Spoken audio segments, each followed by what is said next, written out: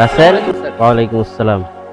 Driver কোথায়? Sir driver তো গাড়ি পরিষ্কার করতে। গাড়ি পরিষ্কার করা হয়নি এখনো? এই ড্রাইভার, তুমি সারাদিন কি করো? গাড়ি মুছামুছি করতেছো, কালকে থেকে জলদি আসবা। চালু গাড়ি বের করো, আমি আমার ফার্ম হাউসে যাবো।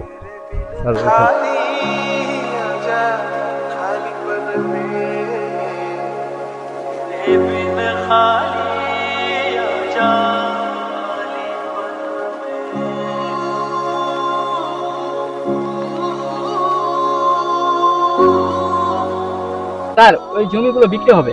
ওই জমিগুলো? হ্যাঁ। ওই জমিগুলো তো অনেক বড় এবং অনেক দামি। আরে সজিদ সাহেব, আপনি চিন্তা করতেছেন কেন? পার্টনার হিসেবে 50% শেয়ার তো আমি আছি। চলেন বসে আমরা ওখানে বসি। ওই জায়গার মালিকের সাথে কথা বলো, দেখি কি করা যায়। তাহলে কথা বলে আমি জানাচ্ছি যে জমির দাম কেমন। ভাই আম্মু অনেক অসুস্থ হয়ে পড়ছে রে, হাসপাতালে নিয়ে আইছি। কি আই ভাই? আচ্ছা আমি আইতেছি, দেখতেছি।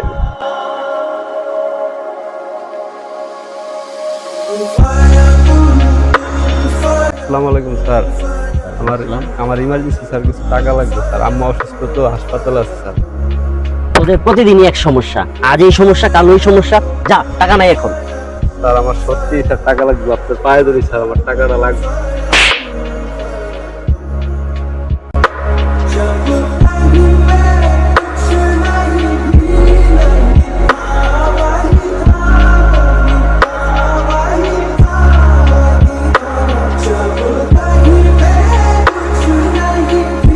আপনার কাজটা একদমই ঠিক হয়নি। ওরা গরিব বলে কি মানুষ না? মানুষকে ছোট করে দেখার অভ্যাসটা বন্ধ করেন।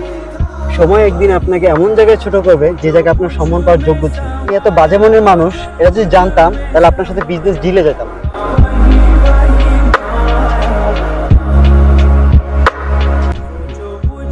এই নাও ভাই, দেরি করো না, তোমার আম্মু অসুস্থ, চিন্তা করো না।